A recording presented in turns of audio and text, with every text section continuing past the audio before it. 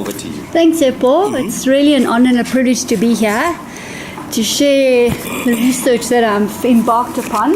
And those of you who've done doctorates or whatever, it's probably one of the biggest tigers I've ever wrestled with. But anyway, be that as it may, I'm looking at exploring the potential of a well-being framework to achieve human actualization.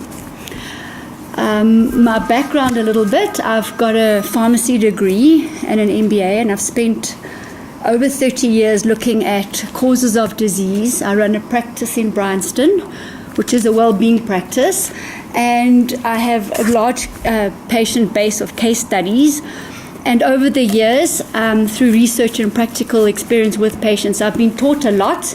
And with that background in mind, and I'll go into it a little bit more in time, it's led to me discovering and wanting to explore really what well-being really is, and it's a little bit more than just wellness. So let's put it that way. And I would encourage any feedback and challenging questions that could also take me into more quantum leap to get into the further space. Are you sure, Jane? Yeah. Oh. Bring it on. All right. So the two main aspects that sort of are themes that run through the whole research is the reductionist versus a integrated systems approach to life. And also I'll be looking at the current biomedical model, which is symptomatic based. And what I mean by that is when you do go and see a health practitioner, most of the time there's only really 15 minutes anyway, and what are the symptoms, and here's a plaster to put over it. And if another symptom then arises, here's another plaster or another medicine or medication or treatment. So my approach is very much symptomatic and cause-driven. If we understand the causes, then we can actually effect improvements in people. So insofar as the background is concerned, specifically the world, and I'm not going to really labor these points because I'd rather get into more the dimensions of the research, but we know that there's economic issues, we know there's lots and lots of disease, we know there's lots of toxins floating around environmentally, also in our food. We also know that the food, the nourishment, the nutrient content value of our food is also low. So when we look at that sort of a framework, there's stress, there's fear, there's deficiencies in the bodies, there's illnesses that develop as a result of that, which has created a health chaos. And we're also going to debate the aspects of chaos and order, because as we know, from a systems point of view, chaos is really a vehicle to propel us into a higher level of order. So I don't say that negatively. So the health chaos is depicted by the hospitals, which are overflowing with patients, mental hospitals included. Interesting facts as well. Doctors actually have medical doctors have the highest suicide rate, higher than the normal population. Male doctors have got a 40% higher incidence of suicide. Female doctors 130% higher than the normal population. So, you can ask yourself the obvious questions as well. These are the healers, and in fact, they're having a harder time, put it that way. So, those are interesting. In fact, one doctor is lost almost every day in the States to suicide. So they lose 300 to 400 doctors a year to suicide. That's recorded. So that brought my supervisor, Professor Harold, and me to start questioning the biomedical model, not saying push it away completely or anything like that. There's a place for it where it's acute medical services. Obviously, we need all of that, but to expand upon it and to bring back the humanistic, spiritual side to healing, if you like, more holistic, not just straight symptomatic. Are there any doctors in the room? Medical doctors? Okay. I'm an ex-nurse. Okay, perfect. I'm married to a doctor. Yeah, okay, sure. So there's space for growth all over the place. And the thing is, we actually welcome, as a civilization, we welcome chaos and crises because, as I said, it's what propels us to get into a higher state of order.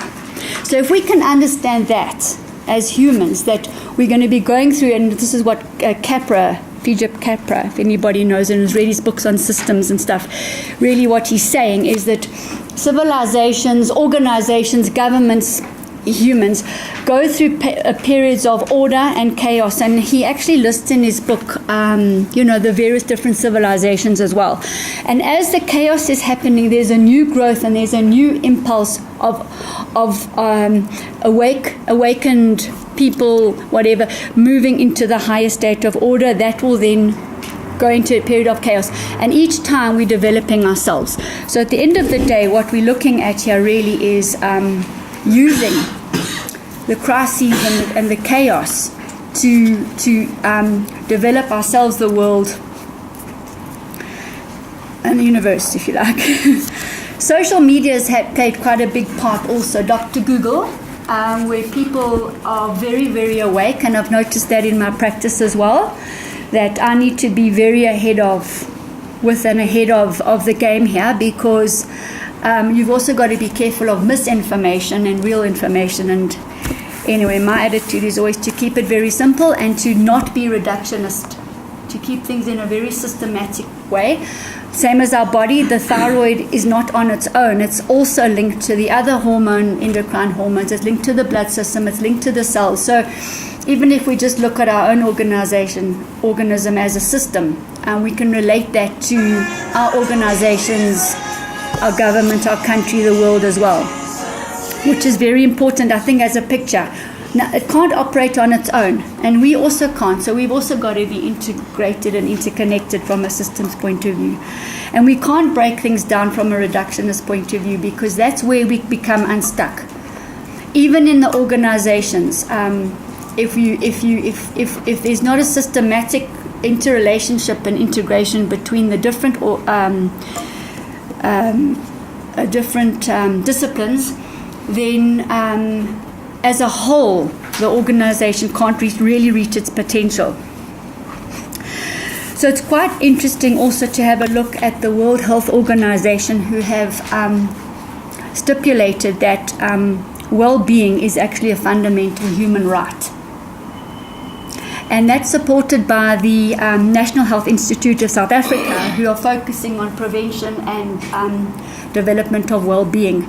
And in South Africa, it's a priority based on the context of South Africa and our history. There's much TB, HIV, people with mental health, child mortalities, chronic diseases, and so on. And I always believe that the human body is a reflection of what's going on. So we need to really look at that from a South African point of view. And the framework that I'm looking at developing, as I say, would be something that could be used individually, families, communities, governments, and the world as well, which I think makes it quite versatile and pragmatic. So South African organizations as well, we've got some chronic stats there too, where on any one day 15% of employees are absent. And that has a chronic effect on productivity and the cost involved. So the top employee companies, 81% of them actually employ and use well-being programs. And the feedback from that is that people in the right job fit or seem to be doing purposeful work are more don't miss work and are more happy and achievement driven, and the well-being is higher. So that's something that I'm going to touch on as one of the well-being traits, the job fit and your purpose. So to do meaningful work is very, very important.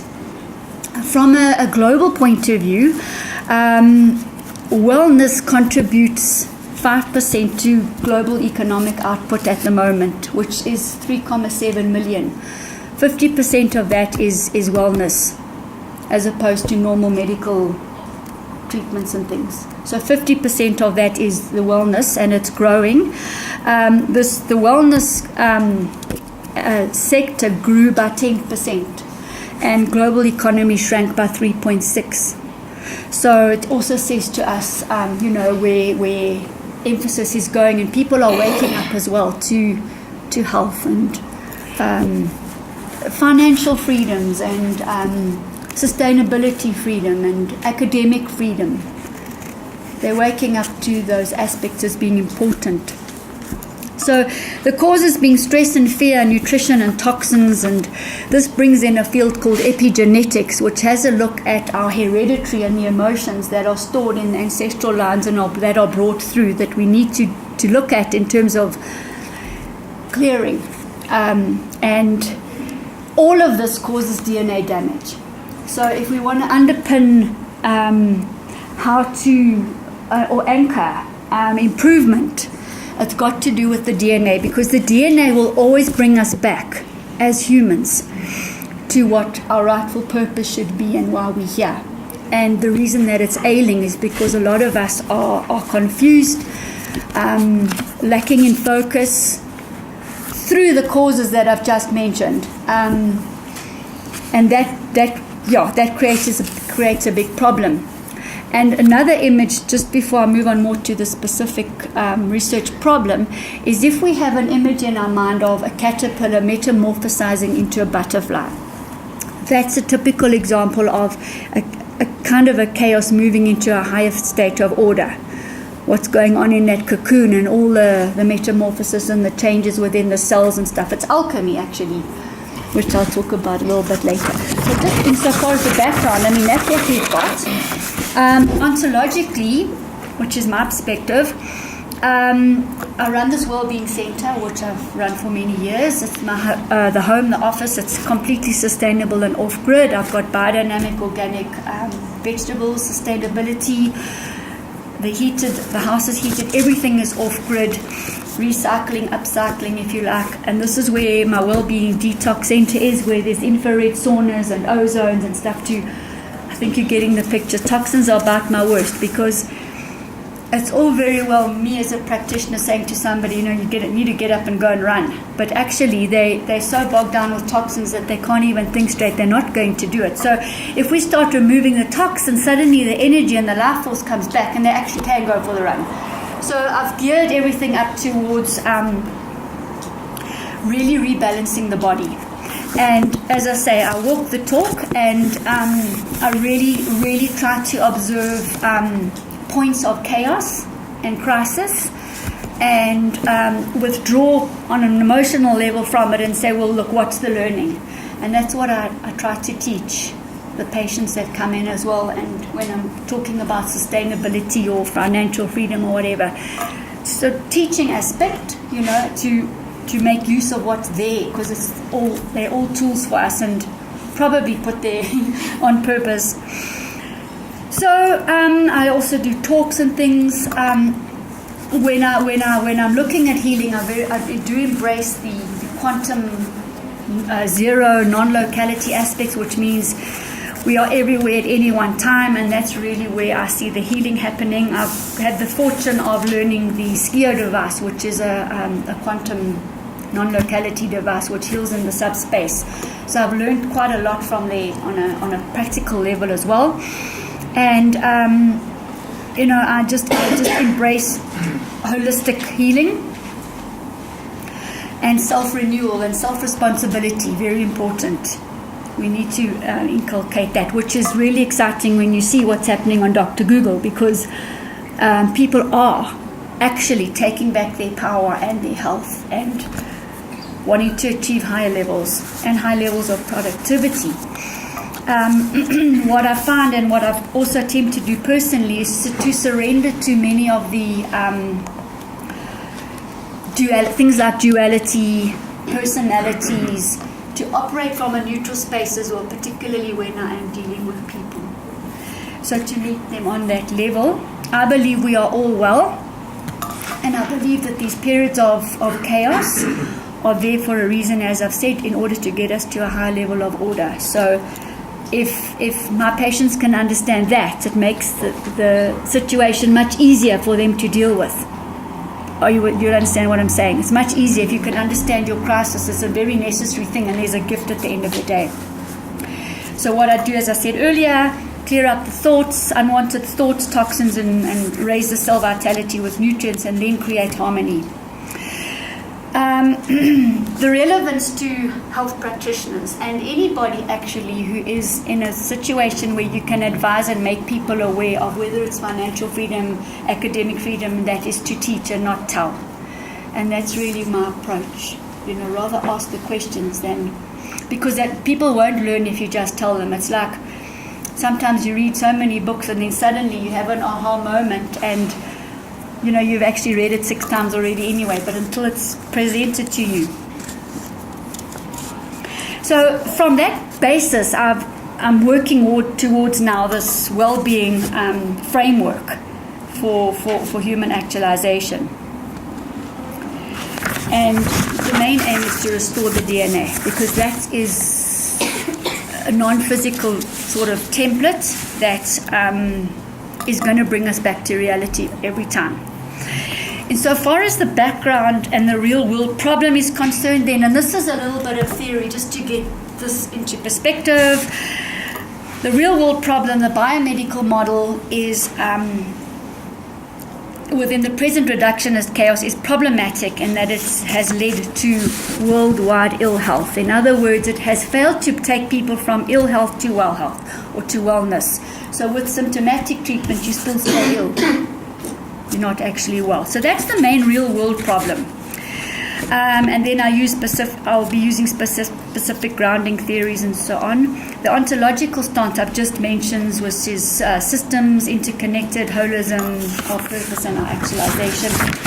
The main problem statement with this background then is to uncover the missing dimensions required to move from ill-being to well-being. Because there's been quite a lot of research done on the various aspects that are important for wellness. But I'm going beyond that and saying wellness is an integral part, because the bodies are a barometer. But we also need to look at the other aspects that reduce our stress: financial freedom, academic freedom, friends and family, etc. So in order to do that, to uncover these dimensions, to move from ill-being to well-being, to a systems perspective, to create humans who are well. They're well anyway, but in order for us to actually perceive and get it, that we are well and these crises are necessary. Doesn't mean a failure or anything like that. So the aim is going to be to explore the potential of a framework, well-being framework, to achieve human actualization. The objectives would then be to find out what these dimensions are that are going to contribute to this, assess the importance, explore the weighting, explore then a multidimensional framework. In other words, we're not looking at a straight 2-dimensional black and white flat framework here. We're looking at a quantum-based, integrated, interrelated, interdimensional framework, which has to be in movement, including past, present, and future, and that's more going into the quantum space, which I will explain. So that's very important, that part. And then exploring the alignment of these dimensions of well-being to allow somebody to uncover their purpose and self-actualize. Then we will achieve, I believe, total well-being, because we will be able to have a focus and courage as opposed to be fear-based. So the research question, how can ill health be minimized and well-being maximized, by identifying the dimensions not currently being addressed. And then the questions relate to the objectives. Epistemologically, I'll be looking at, I'll go through that now actually. Subjective systems thinking, social co-constructivism, and hermeneutical centeredness. Theoretically, I did talk about that already. Research design, I'll be doing inductive, exploratory, qualitative research. And the methodology will be also qualitative interpretism with interviews, focus group, content analysis, themes, and codes. And I will actually be interviewing and co-constructing the dimensions. Okay, just so that we understand it. Epistemologically, from an interest point of view, to minimize ill-being and maximize well-being, so I'll be doing subjective exploratory interviews where we can actually co-construct the dimensions from a systems point of view, where there'll be self-regulatory, where a system is self-regulatory with negative feedback loops constantly changing. So what I mean by that is, if we do identify well-being factors, it won't be a situation, oh, well, I've achieved emotional freedom and now I'm doing financial freedom or I'm doing wellness. You might have to go back to financial freedom or back to sustainability freedom, because it's interrelated and integrated. So as I think speed-wise, you could maybe say, as you would work within the multidimensional space and framework, it speeds up and you start clearing, but it will mean multiple visits to the various spaces. Okay, does that make sense? Okay, thank you. All right, self-regulating, as I say, self-organization, that's what happens in the quantum space as well. And we see that in nature, where lots of the shift happens actually at the edge of the chaos. So when you think it's so bad, that's often when we get the massive shift. So that's where new ideas come about and new innovative genotypes, etc. So we'll be looking at complexity, which is a part of the systems approach. And remember also, as I said, there's this dynamic energy that speeds up. And just to say also, the further away we are from the equilibrium, the more out of focus we are, the more in chaos we are. So sometimes, as a practitioner or a teacher, you would need to bring a person in and help them be a little bit more focused. I don't mean thinking out the box, that's a different thing. I'm saying the more you've strayed from a comfortable space within a sphere, let's say, the more out of focus you get.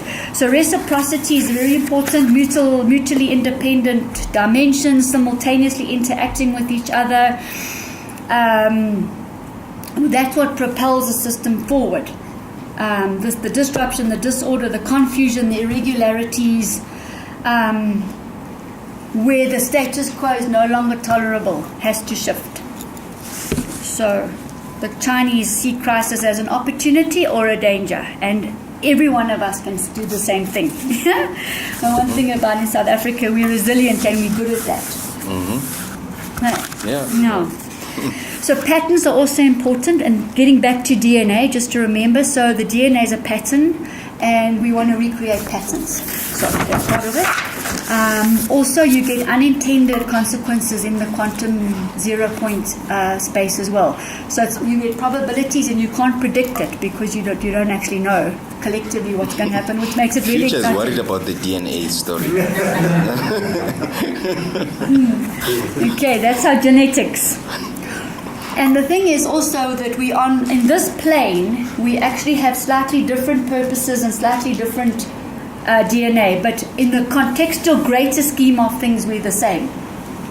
So our purposes will be slightly different depending on our epigenetics and how our DNA and what our purpose is. You also get ambiguity within systems as well, because they're complex and they're open. It's open to new learning, new ideas, unknowns, and you and Da Vinci know a lot about systems, so I'm not going to spend too much on that. Time, past, present, and future, and I love that because we can, with my healing, it's really good. The space, non-locality, it's everywhere, it's interdimensional, and the body, the biology. All right, social constructivism is what I said to you. I'll be co-creating the trays, and what I see is actually well-being trays and well-being states. So the trays of well-being may well be finances, social, government, political, health, etc. But the trays would be more what we're aspiring to, which would be happiness, transformation, gratitude, abundance, those kind of higher realms. We've got to get there. To get there, we've got to sort out the everyday, this plane, well-being trays. Okay, so well-being trays and well-being states of well-being. Part of social co-constructivism also is to deconstruct. So in my interviews with people, we will also be working on deconstructing our own paradigms and looking to the future or forward to bringing in new constructs. new dimensional, multiple realities. I've got some knowledge gaps which we can talk about a bit later, but what I want to really get into now is sort of the lead up to me being able to form a framework. And as I said to you, there's quite a lot of research done on the various wellness wheels and looking at all the wellness factors. Given that as a base and as one of the nodes, if you like, in the framework, to conceptualize me moving forward, I've taken some of the newer research where they've all dabbled a little bit. It's really nice. I can use those frameworks also as a base to bring in some freedom factors. And yeah, they start talking about higher levels of wellness, wholeness, humanization of treatment of people. They talk about non-linear approach to healing, all the things that I've mentioned. There's another researcher, White, who's now bringing in time and space. She's bringing in relativity to well-being, which I really enjoyed as well. Hoping to make contact with her. And I'm also hoping to interview people on the various points of well-being. So it could be a financial person and getting to grips with, right, so you might have financial freedom. Are you a well-being? What are you working on? What is still bothering you? Because there might still be fear there. There might be friends and family or social constructs that aren't quite there yet.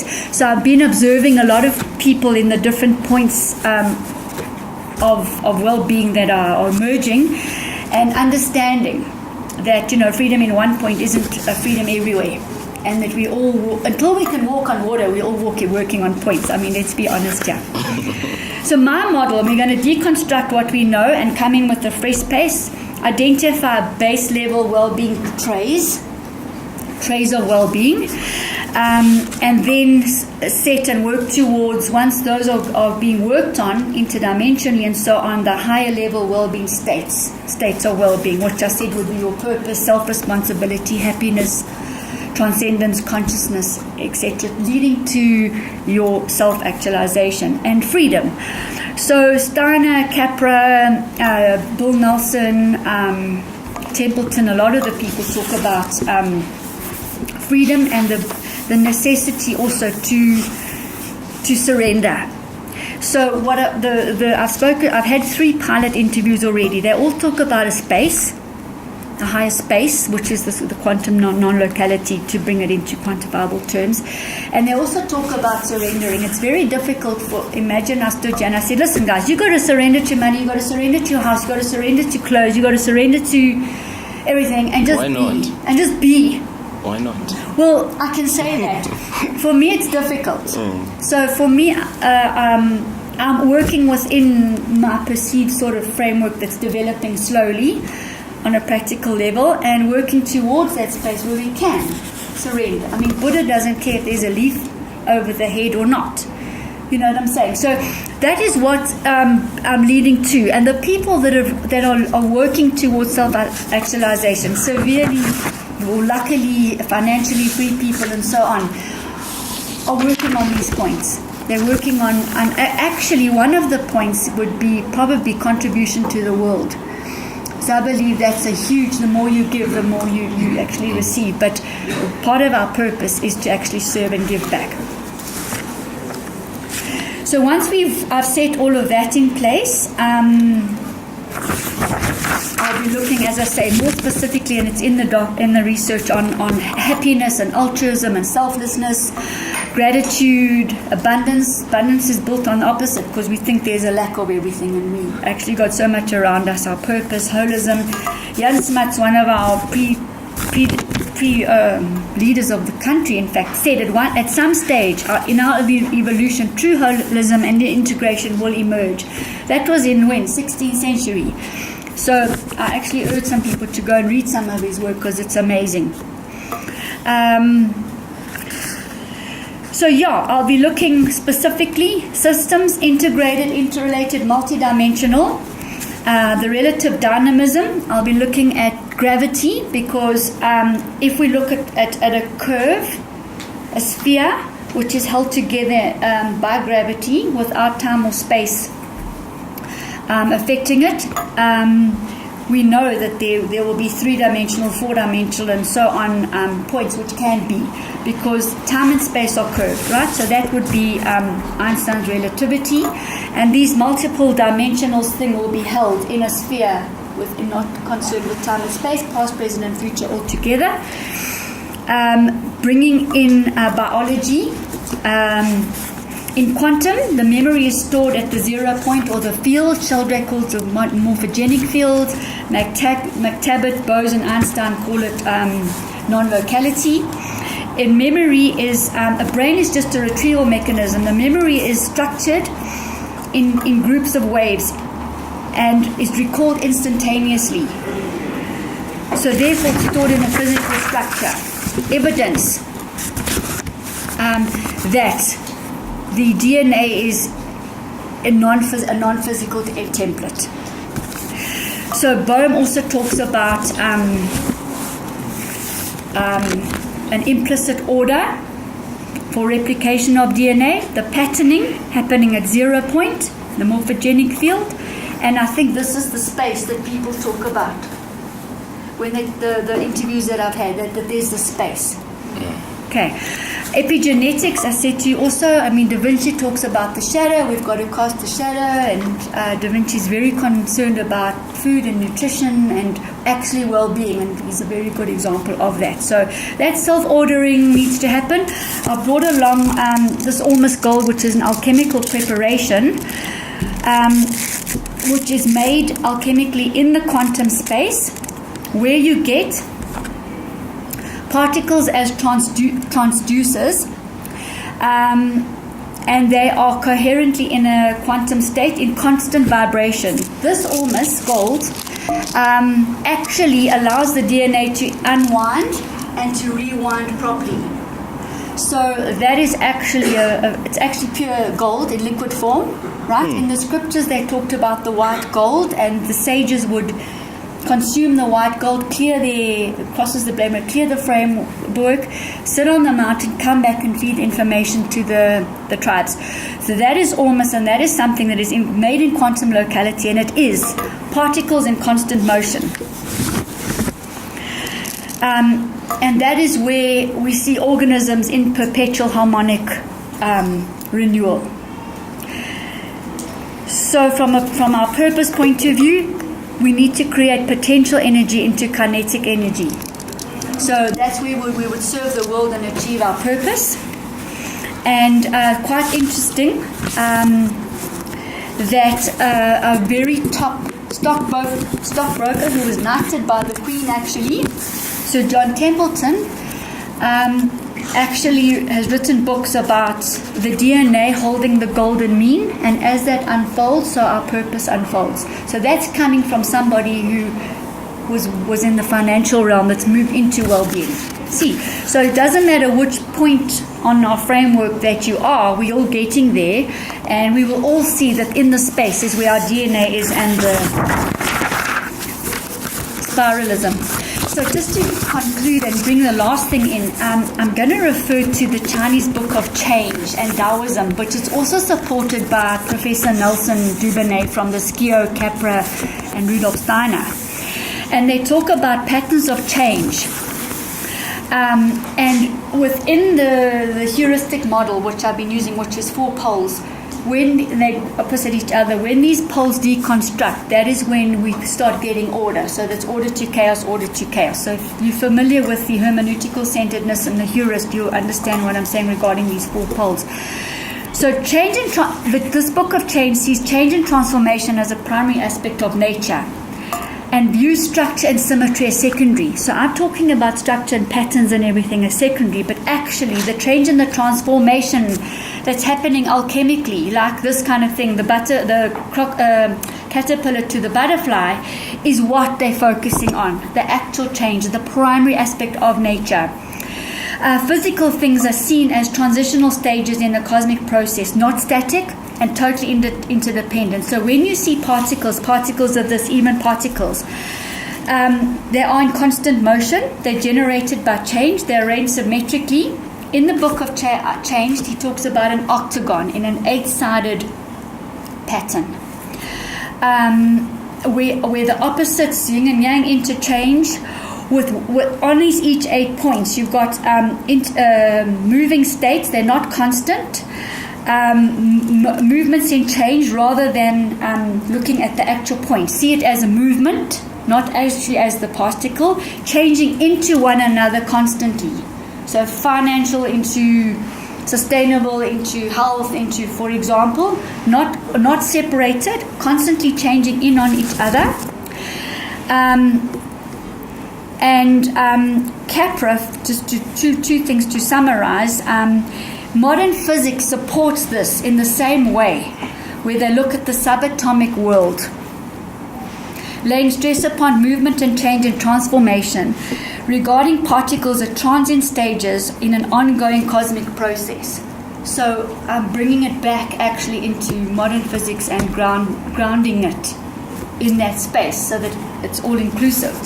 So that will, doing what I'm doing and looking at it in this space and bringing in an integrative model like this, I'm hoping to raise awareness to the well-being base trays and the states of well-being from a multi-dimensional framework point of view, with interrelated and integrated dimensions, using relativity, space and time, using quantum non-locality to do that, where we will get spontaneous biological healing.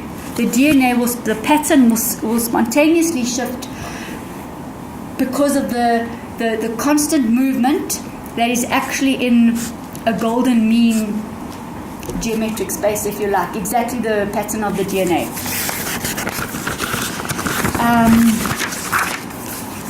And in that way, we will transform and restore the DNA patterns and create humans who are connected, happy, purposeful, and well-beings. Wow.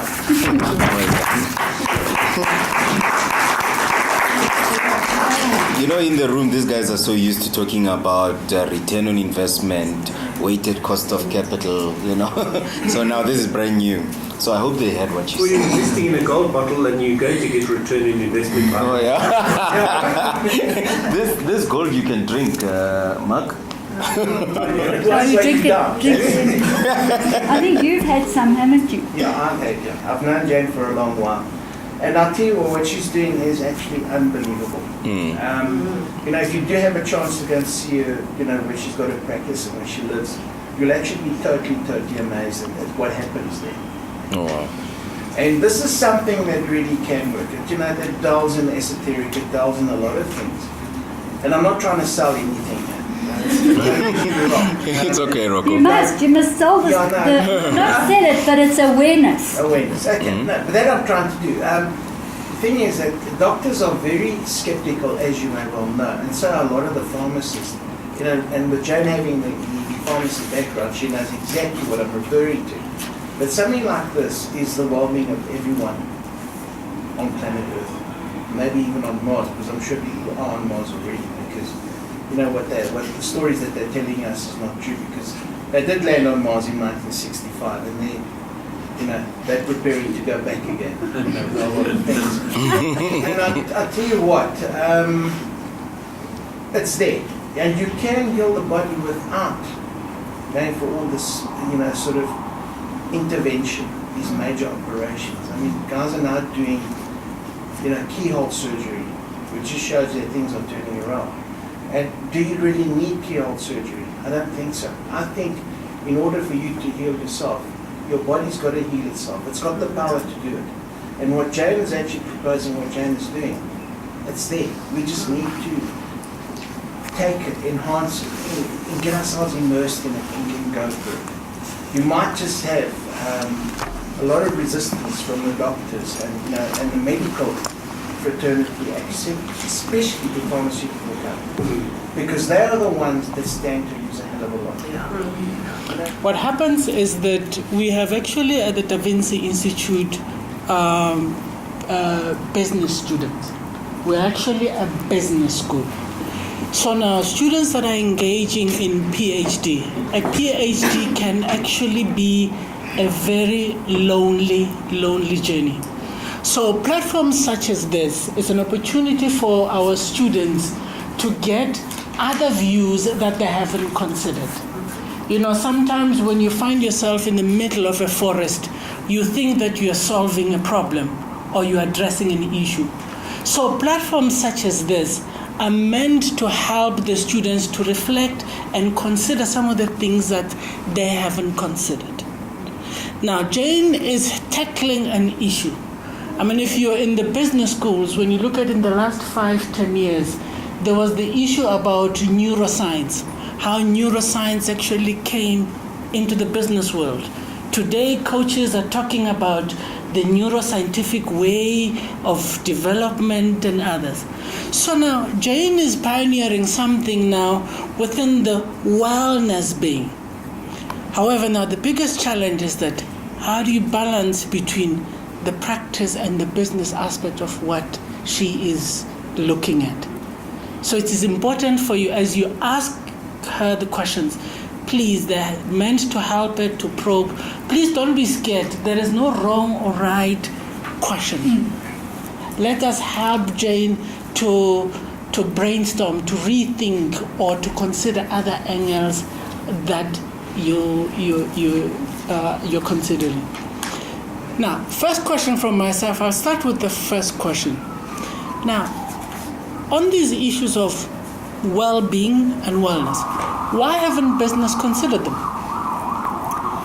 Well, because they've been focused on trying to draw blood out of a stone and trying to meet return on investment percentages and stuff. And so there's two sides to every coin. And if you actually looked at the health and the wealth of your people and really building a team where you've got people doing purposeful work and being well, as I mentioned to you, the research, the productivity goes up and everybody gets a sense of belonging. You know, in the past, in Japan and the Eastern countries, you joined a company for life and you were part of it and the family was part of it, and that seems to have, you know, fallen away a little bit. But it's definitely about, and that's where I work, I do corporate audits on well-being, and we actually start integrating all of this. So that the return on investment are byproducts. It's the transformation and everything that's happening in the inside, in the multidimensional space. That's critical and key. And it really, really boils down to doing purposeful, meaningful work. You get up in the morning and you want to go and do it. Mm-hmm. Anybody else? Can you take just a few questions? Let's start here. Another question? Jane, what we are doing is really pioneering an area which is at the bottom of my heart. What I would like just to contribute to is that this area is not easy at all, especially when you are looking at the old story of the battle, if you might call it that, between allopathy and homeopathy, the symptomatic and the root cause. The root cause angle is extremely expensive, hence the issues with the pharmaceuticals. However, what I've been reading over the last few years, it's a group of scientists that have come from the science of epigenetics. Yes. And they've taken it, the whole spectrum, to nutrigenomics. Yes. That is now to look at the interaction between the nutrients and the gene expression. And that could be a very interesting area to explore. In addition, there's the likes of Carol Grader, the Microbiology Institute of Johns Hopkins, that have been working at length on putting more effort on telomere science. Telomere science has gone very far. There are even products that they have developed from the research to the product, whereby they've identified the various nutritional plant extracts, natural plant extracts that actually help the DNA repair, which many of us are so concerned about, and lengthen, the telomeres, that area of the chromosomes that is responsible for longevity. So it would benefit a great deal if you look at the work of Dr. Nathan Newman, Vincent Jean-Papa, and the Medical Research Institute at Harvard, Dr. David Sinclair. Thank They are you. working in this area, and they've actually taken it from the science, the research, to actual products that are being used, and the clinical trials are producing very, very good results, as an addition to your very, very pioneering work in this area. Thank you. Thank you. I just want to say that there is a chapter on this, and as a pharmacist, I've actually compounded a range of nutrient-dense foods, all of them containing ormus and all of them having an effect on telomere stem cells. So I would love to connect with them and share. Thank you very much. Stem cell technology, Nathan Newman, is done quite a lot. Thank you. That's great. Brian? Jane, what fascinated me about your presentation was the broad range of disciplines that you touched upon. You're bringing together bodies of thought in so many different fields to try and bring it in. And I think that's a very challenging and admirable task. Let me just make that as a preliminary comment. Well, one of the things which fascinated me about what you said is that I'm working on the field of the economics of innovation, the nature and causes of innovation. And it seemed to me that what you're saying in terms of the state of wellness, that to me, I'm looking at what are the factors which would create an environment which would facilitate innovation. And clearly, an agreeable state of wellness is an important factor for creating an environment of innovation. And your phrase, the phrase that you used, that I made note of it, that periods of chaos are necessary to bring us to a higher level of order. Now, that to me is an innovation.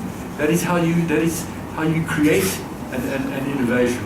And I was reminded of a comment. I'm trying to remember the source of it. I think it is a political card. I think it's probably somebody like Henry Kissinger, who said, never forgo the opportunity of taking the advantages of a good crisis. There you go. There you go.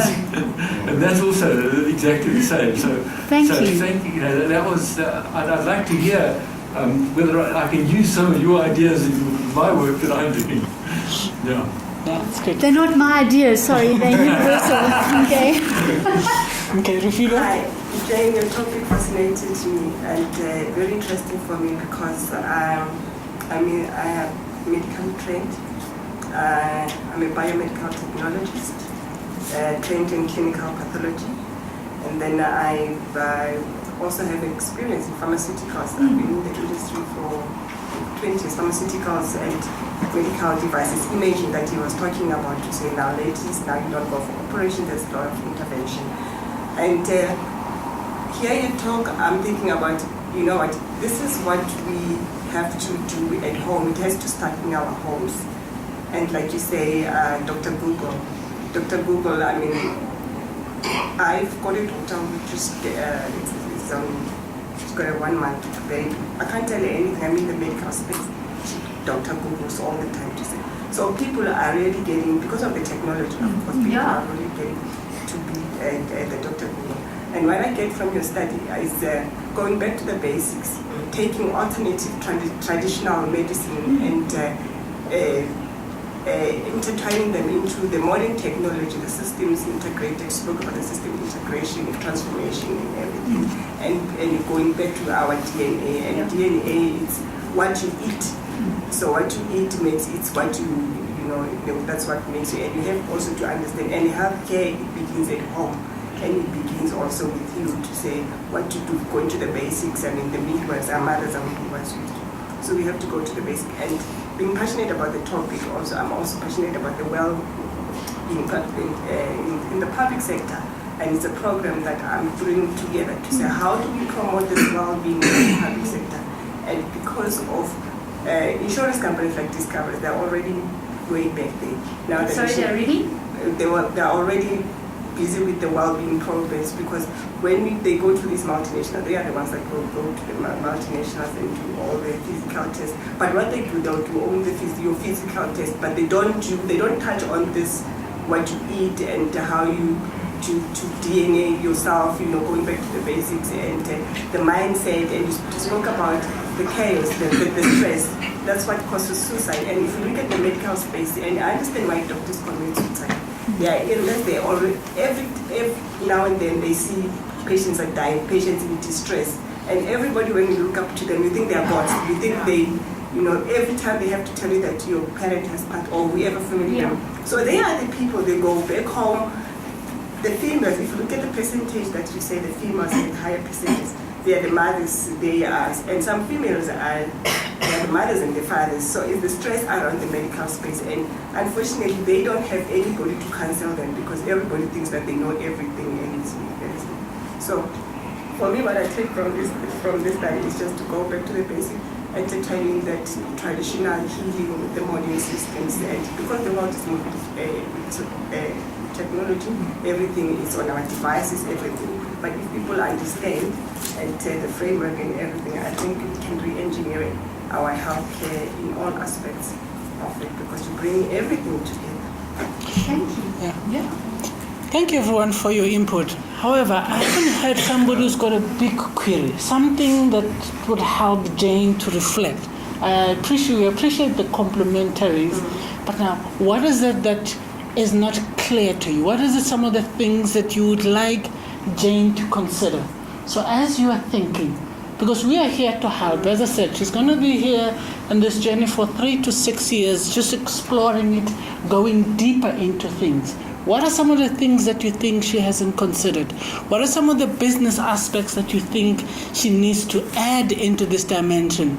What are the management of technology issues, innovation issues? Please, as you think of your questions, please think of those aspects. Yeah. And we'll just start with Tapo, Bernard, and then David. Okay. Well done on presenting your rather refreshing type of thesis, because I honestly am like, I'm swallowing my tongue each time each time you went through something new, and a number of things popped into my mind. One is that you spoke about human actualization, and then that also led me to think, what is there any reference to self-actualization? Because with self-actualization, that typically comes at a later age, when somebody has sort of made it, financially they sort of are comfortable. Now the goal is not money anymore.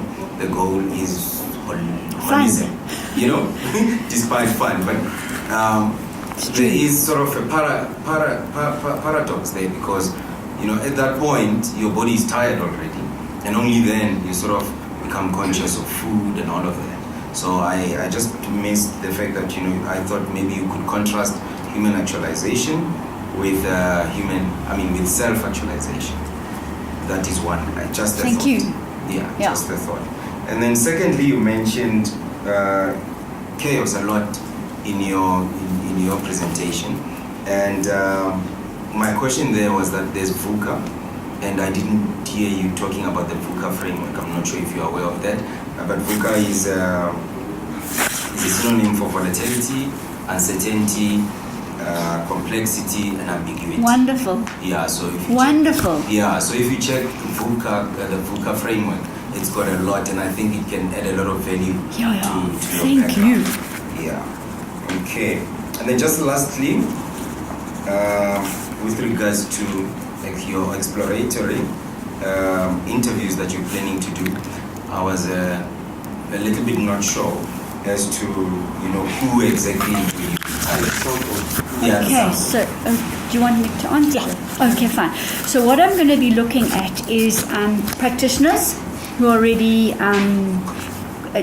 assisting and teaching people to be well. So it might even be somebody who's carrying out shiatsu, but who's really, really studied self-actualization as well. So I'm looking for practitioners. I'm going to be looking at some of their patients, some of my patients. And then, as I said to you, as these dimensions emerge, let's take just the financial part. Looking at getting an interview with Richard Branson and saying to him, give it to us. You know, what are the aspects here? Take us through your development. Like as you said, as you get older, you can self-actualize a bit easier, unless you're one of the millennials who's kind of they're born free. Do you know what I mean? It's a little bit different. But anyway, those kind of people at the top, Richard Kiyosaki, those kind of people, we're just talking in the financial aspects, and finding out from them. So yes, you've achieved magnificently on one of the vibrating dimensions, but what about the others? How do you feel on the others? And so that's world South African people, in all of the various disciplines. If it's sustainability, then I will be looking at an Alan Rosenberg or somebody who's really specialized in sustainable food security. If it's fun and travel, then I'm sure there'll be lots of people who focus on that aspect as well. But also maybe look at people who are looking at, who are focusing specifically on contribution to how people contribute to the earth. And it might even be someone like Mantak Chia sitting in a dark room in Thailand. And I'm prepared to do that. I'm doing that. I'm going to be going to meet these kind of people and get interviews with them. I tell you what my challenge is, and if anybody here can help me, is that I've never done qualitative research before. I've done quantitative. That's easy. I need to get my questions out now, because these have been pilot interviews that I've been doing, just verifying where I am. But I need to work out how to answer, how to structure the questionnaire so that I can do themes and coding afterwards. Is there anybody here who's done that? I think, yeah. Jane, there is I've done some work on that in terms of probing as well, because you don't, the first answer is not the depth that you want. There are various techniques of probing which I can talk to you over after. I would love that. Yeah. Okay. Well, firstly, I think you're very articulate, and I like what you're doing is taking the complex and making it very simple. You've got the work of How Will You Measure Your Life by Clay Christensen. If you think about engaging with decision makers, this is quite a target group in terms of business people. I know quite a few that might be interested. So once you've formulated your questions, how to get to those people. So I'd like to talk to you a bit more. In fact, anybody here that if you've got someone who's flagging in your mind that would be great for me to interview, I would really appreciate that. So thanks, Bernard. Particularly what is looking at decision makers, because those are people that if you, and I find a greater awareness with people like that, because if you impact on them, they now see, like you mentioned, of the World Health Organization. So it's not the absence of disease, but quality of life. So you were just saying, at a certain stage of life, suddenly people become more aware of, I need to look at holistically, what am I doing? But then to sell it into the organization and to bring about that change, which takes a process over a period of time. So what I'm thinking of and what I've put in the research is to select about 3 or 4 organizations where CEO, top management is really pro well-being, and then go in and do the assessments and run the framework, but also do the focus groups. So there'll be private interviews, but that'll be focus groups. Sorry, I forgot to mention that. So yes, please, let's get on to the people that are wanting to move forward. Our own Richard Branson's, for example, and thanks. David? Yes, I'm an entrepreneur and also a designer. So I don't really know much about nuclear physics and everything, because I heard you speaking about quantum physics and such. But the concern or the question that I have is your methodology sounds intense, and it sounds like it micro targets illness and everything. So I just wanted to find out its effects. Won't it mutate your genes or gene pool in any way? Sorry, will it mutate mine? Mutate, no, like if yes, it does. Medication, but is it for the good or the bad? You can decide. It's alchemy. It's in the quantum space. So yeah. Don't drink it like beer. it cleans you out. Gold is the greatest detoxifying element on the planet.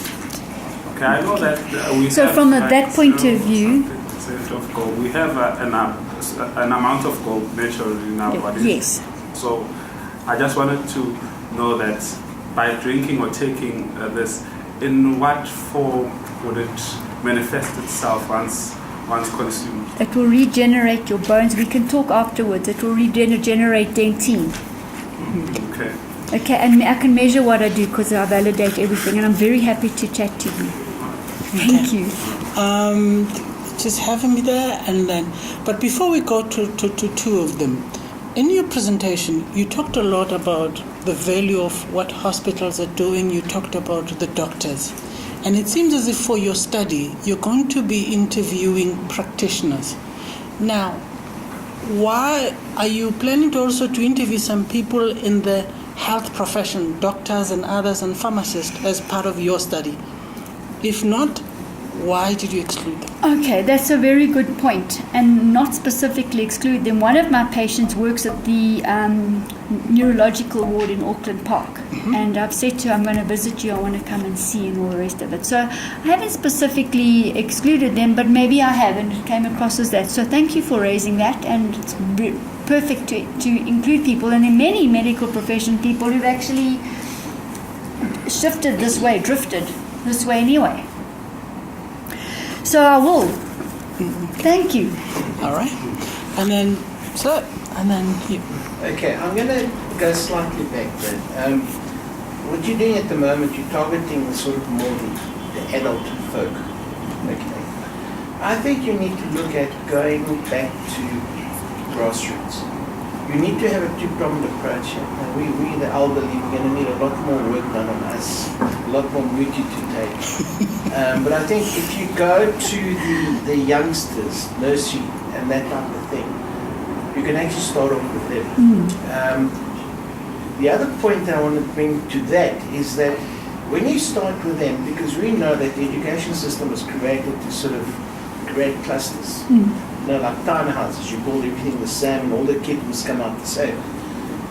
That, we need to look at that and evolve around, because that generation is not going to do what we do. They're going to be doing totally different work, and we've got to, and that is a fact. Yes. We need to look at this issue around ADD, because this ADD is a big fallacy, because we all had ADD. We all ran around like lunatics, okay? But we were never restricted in doing what we did. And I think we need to look at that. At the same time, educate the kids to have open minds, use more of their brain potential than what we have now, because I'm sure it's dropped to 1% below what it, you know, so 99% of what we have is there, but we're not using it. You know, when you talk about energy, when you're born, you're pure white light. As we go through the education system, this thing just gets cluttered up with a lot of rubbish that is irrelevant. I think you need to look at that component as well. So you're going to have to have a two-pronged approach, because once you get the adults going, you have to get the kids going, because the kids are the ones that are going to carry on with the process.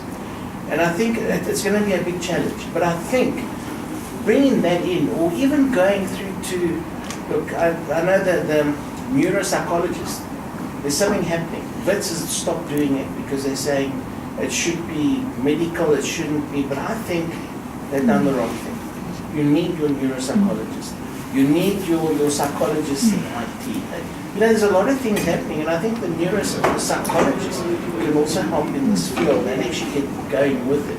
Because now you will prescribe, have a mushroom or have a carrot, and don't have augmentum or any one of those, because it's just damaging to your body. That's what it is. We have to go back to nature. And that's my contribution. We do, and there's, as you say, I mean, there's many on the medical profession that are drifting over. Two quick comments and a question. So the first comment or suggestion is, have you looked at the work of Richard Barrett in terms of levels of consciousness? You might find that useful. Second comment, and I think this is when you talk about on a societal level, and it's really, it's just a question for you to consider, is the socio-economic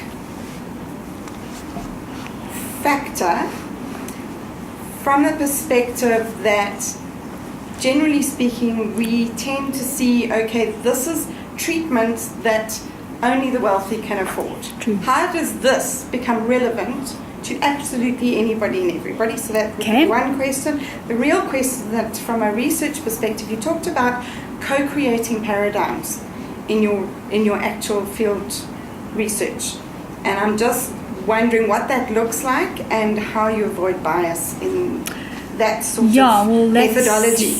That's a whole part of qualitative research, and you read a lot of warnings about that, and there's a whole lot of information to not bring bias in, but you can't not, because ontologically I'm part of it. So your point is taken, and I have to. So co-creating means co-creating actually the framework. So while I'm sitting with in the interview, in the focus group, we're together assessing and determining the main factors, the main dimensions. And I have to be professional and also be aware all the time of what I'm saying and how I'm saying it. And so that's just, thanks for raising that again. Have to acknowledge that as well. And get your other point, what I'm hoping is that we can then teach everybody. Once we've taught people and they have knowledge, it doesn't really matter your socioeconomic status, as long as you know, then we can start. And you were talking about education and that, Rocco. One of the main problems is that it's at schools we aren't given these vital life skills. We're not given financial, we're not given how do you look after yourself, we're not given anything spiritual, we're not given anything about food security at all. So branching out from this, and people that are involved with government levels and stuff, we can, and educational bodies, I would like to take this framework then and say, listen, we need to start somewhere insofar as schooling is concerned, and bring it in, and hopefully have parents meetings to do that too. So it would be a great byproduct. Jane, can you come back to you now? Can you clarify an issue? You have mentioned an issue that some of the professionals within the medical field have moved. What does that mean? And then how do you see that movement also affecting career development of professionals in the medical field? So, like I think you were mentioning, and also, I can't see your name, sorry, but you were also mentioning, so there's professors at Harvard that are looking at things like neuroplasticity and regrowth of brain stem cells. Before it was, you've got a set number of brain cells and it's stuck. So now you've got medical people that are actually doing research in these areas. They're doing research on the DNA and seeing, wow, if you do this and this and this and eat in this specific way, you're going to grow the telomeres. So this is fantastic, because this is going to really lead to more of a groundswell in the profession, and hopefully also as part of their training to, I'm a pharmacist. We didn't, the word well-being didn't enter in 4 years. I never heard the word, So then hopefully that will then spill over more, as I say, into the actual training. So the shift is also happening because of the actual inherent self-worth of being a practitioner. Because if you're not getting people well, that's going to affect you. And you're not getting them well, and your protocols aren't working, and they're coming back, and that you're just keeping on adding nearly 5 prescriptions. 50% of the people in America are on one prescription medicine. 1 out of 2 people are already on a chronic medicine. So that their modus operandi is actually what's killing them. So some of them are realizing it. How do you see the framework fitting into the future vision of a hospital? So then we would be having more look at more like well-being hospitals, and some of them are already in China, and I'll be visiting them as well to get that kind of information, and that is what it needs to be. At one stage in China, you paid the doctor if he didn't make you well. What's that? If they made you well, you didn't. You what was that thing? If you only paid the doctor if you were well. Okay. Or something like that. Okay. Yeah, the doctor, if he doesn't fix you, then he shouldn't deserve it. You never pay. That's right. So that's how it used to be there. The opposite. So, this question. Can you take one last question? I think in the interest of time. You highlighted a question. Before I ask him, anybody else who have one last burning question? Anybody else? Yeah, 2. Yes. Mark, you, and then Mark. Then we will close. I just need to for clarity's sake, right? I think Brian touched on it a little bit, that you looking at different disciplines in your research, and then on what Janet said now, that with the co-creating of paradigms, right? And then you looking at, in terms of your research design or methodology, looking at qualitative, and I think you also mentioned something to do with, is it deductive reasoning? Inductive, right, deductive. So are you looking at a framework that is already existing to improve it or not? Because I believe deductive means coming from something, right? Yes. I think she said inductive, not deductive. Oh, okay. My apologies. I thought she said I've spoken to Renelle about this, and so she's very happy if I come up with. Okay, so you're not looking at a framework that was already existing. No. So you're looking for a new framework. Yes, to propose it. That's what we're looking at, the potential of a new framework. That's all she wants from me. Okay. Mark, you've got the last word?